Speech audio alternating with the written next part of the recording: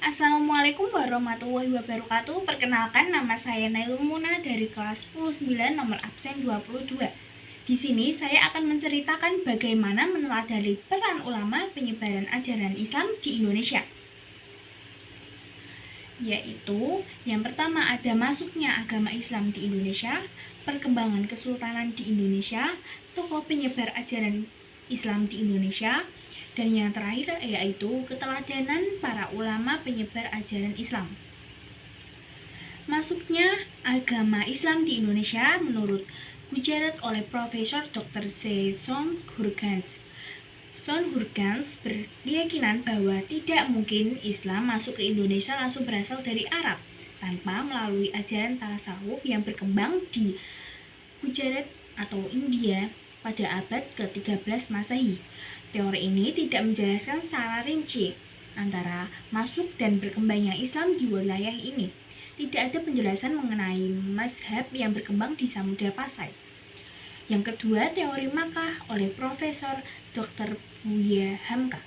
Menurutnya, Islam masuk ke Nusantara pada abad ke-7 Masehi berdasarkan berita Cina dinasti Tang. Ditemukan permukiman saudagar Arab di wilayah pantai barat Sumatera. Dari sini disimpulkan Islam dibawa masuk ke Indonesia oleh para saudagar yang berasal dari Arab. Yang ketiga, teori Parsia oleh Profesor Dr. Hussein Jajandiningrat. Menurut teori ini, Islam masuk dari Persia dan bermazhab Syiah. Teori ini dipandang lemah karena tidak semua pengguna sistem baca tersebut di Persia sebagai penganut Syiah.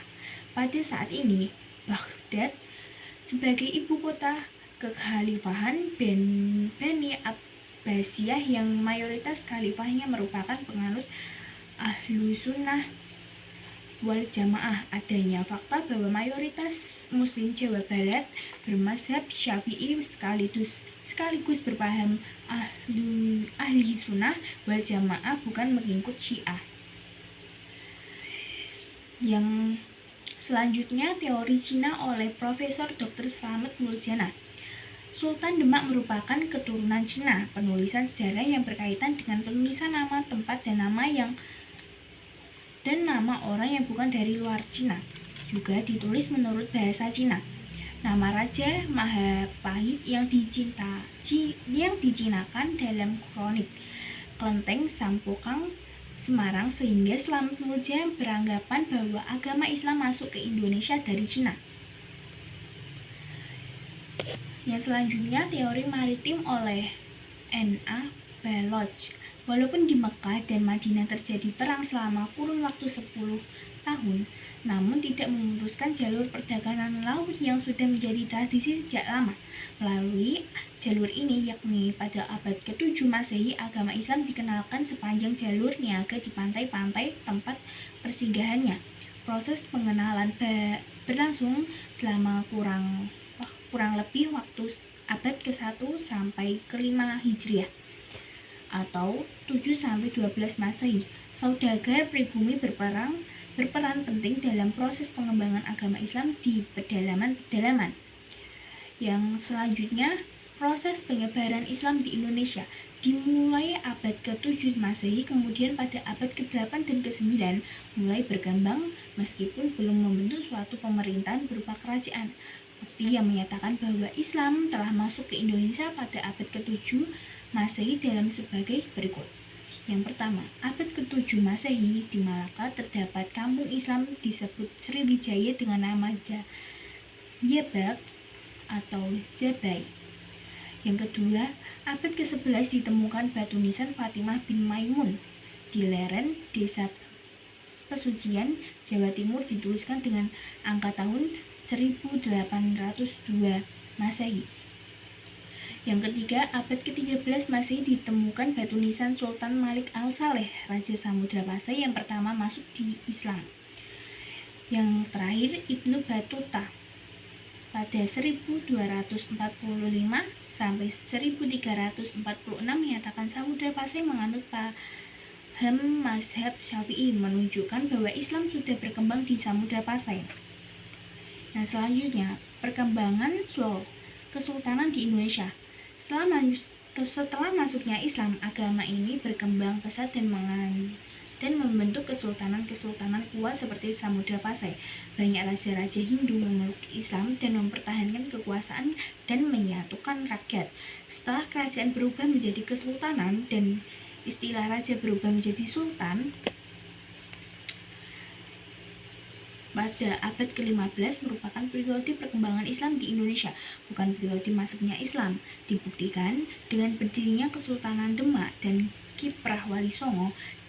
Dalam hal ini, perlu ada pemahaman yang benar tentang sejarah masuknya Islam di Indonesia. Islam telah menjadi bagian dari sejarah Indonesia sejak abad ke-7 Masehi dan Wali Songo berperan penting dalam perkembangan Islam di Nusantara.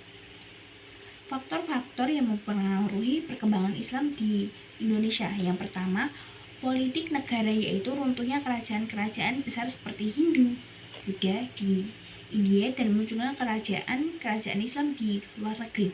Yang kedua, kemudahan masuk Islam. Islam tidak mengenal kasta dan dianggap sebagai agama pembebas. Yang terakhir, penyebaran Islam melalui perdagangan dakwah atau pernikahan. Tokoh penyebar ajaran Islam di Indonesia. Yang pertama, Sultan Malik Al-Saleh pada 1267 sampai 1297 Masehi. Sultan Malik Al-Saleh merupakan tokoh penyebar Islam di Nusantara dan Asia Tenggara disebabkan kuatnya pengaruh kekuasaan Samudra Pasai. Di bawah kepemimpinan Sultan Malik Al-Saleh, menurut catatan Marco Polo, Sultan Malik Al-Saleh merupakan raja yang kaya dan kuat pengaruhnya. Yang kedua, Sultan Ahmad pada 1326 sampai 1348 Masehi. Sultan Samudra Pasai yang ketiga bergelar Sultan Malik Al-Tahir kedua. Menurut catatan Ibnu Batullah, Sultan Ahmad berusaha keras untuk menyebarkan ajaran Islam ke berbagai wilayah sekitar Samudra Pasai. Yang ketiga, Sultan Alauddin Riayat Shah pada 1538 sampai 1571 Masehi. Ia berperan dan dalam penyebaran Islam di wilayah Aceh. Beliau mendatangkan ulama-ulama dari Persia dan India untuk mengajarkan agama Islam. Setelah terbentuk kader-kader dakwah, selanjutnya dikirim ke daerah pedalaman Sumatera, bahkan ajaran Islam sampai ke Minangkabau dan Indrapura. Yang keempat, Wali Songo. Pada 1404 sampai 1546 Masehi menggunakan berbagai saluran dakwah, diantaranya kebudayaan, pendidikan, pernikahan, perdagangan, dan politik. Penyebaran Islam di seluruh Nusantara dipengaruhi oleh jalur perdagangan. Proses dakwah Islam melalui pesantren dan oleh Wali Songo sangat efektif untuk menyebarkan Islam di pelosok. Yang kelima, Sultan Alauddin. Beliau Raja Gowo pertama yang masuk Islam bersama Raja Tolo. Penyebaran agama Islam masa pemerintahan mencapai daerah Buton dan Tumpo atau Sumbawa. Ia berhasil mengislamkan kerajaan Supeng, Wojo, dan Bone. Yang ke-6, Datuk Tunggang Parang. Berkat dakwah Datuk Tunggang Parang, akhirnya Raja Aji Mahkota memeluk Islam dan diikuti oleh keluarga kerajaan serta rakyat Kutai Kartanegara. Dilanjutkan dengan nama kerajaan Kutai Kartanegara berubah menjadi Kesultanan Kutai Kartanegara. Yang ke-7, Sultan Zainal Abidin. Sultan Zainal Abidin berangkat ke Pulau Jawa pada 1494 Masehi untuk memperdalam ilmu agama di pesantren Sunan Giri. Peran pentingnya Sultan Zainal Abidin yaitu mendirikan pesantren-pesantren dengan pengajar yang didatangkan langsung dari Jawa.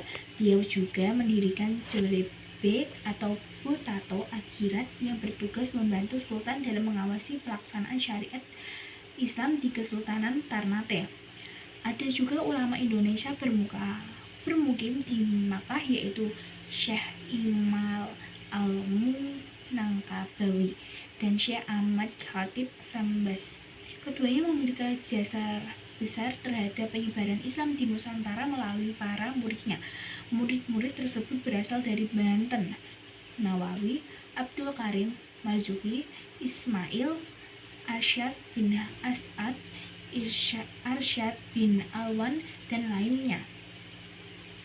Keteladanan para ulama penyebar ajaran Islam. Yang pertama, hidup sederhana. Para ulama dalam penyebaran Islam secara sederhana dan bersahaja. Berkat kesederhanaan para ulama, perjuangan dakwah menunjukkan hasil luar biasa. Banyak rakyat jelata, masyarakat miskin, dan orang awam dengan sukarela memeluk agama Islam. Akhlak para ulama ini patut dicontoh oleh semua kaum muslimin. Yang kedua, gigih dalam berjuang.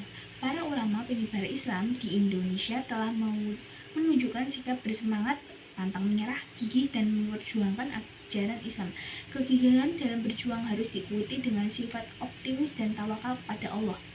Yang ketiga, menguasai ilmu agama secara luas dan mendalam. Para ulama melakukan penyesuaian ajaran Islam dengan tradisi lokal, tanpa menghilangkan adat yang sudah berlaku di masyarakat. Hal ini hanya bisa dilakukan oleh ulama dengan penguasaan ilmu agama yang mempunyai luas dan mendalam. Semua itu diperoleh karena ketakutan belajar Islam agama kepada ahlinya. Yang keempat, produktif berkarya. Para ulama sangat produktif berkarya lewat ilmu pengetahuan dan amal soleh. Karya-karya tersebut merupakan wujud kepedulian para ulama dalam menyelamatkan generasi penerus agar terjaga kaidahnya dan pengaruh ajaran yang sesat. Yang kelima, sabar. Kesabaran para ulama tampak jelas saat berdakwah kepada masyarakat awam. Mereka mengajarkan Islam agar ilmu agama dengan cara untuk metode sederhana tapi mudah dipahami. Yang keenam, menghargai perbedaan. Para ulama menyebarkan agama Islam di Indonesia sangat toleran terhadap budaya lokal. Masyarakat pribumi yang memeluk agama Islam tetap diperbolehkan melakukan tradisi-tradisi lokal yang sudah diselaraskan dengan ajaran Islam. Dengan adanya sikap toleran akan menimbulkan rasa persatuan dan kesatuan bangsa. Yang ketujuh, berdakwah secara damai, bukan dengan kekerasan dan melakukan kehendak. Pada hakikatnya, Islam menghendaki terciptanya kehidupan yang aman dan tentram dan damai. Terima kasih. Sekian cerita dari saya. Wassalamualaikum warahmatullahi wabarakatuh.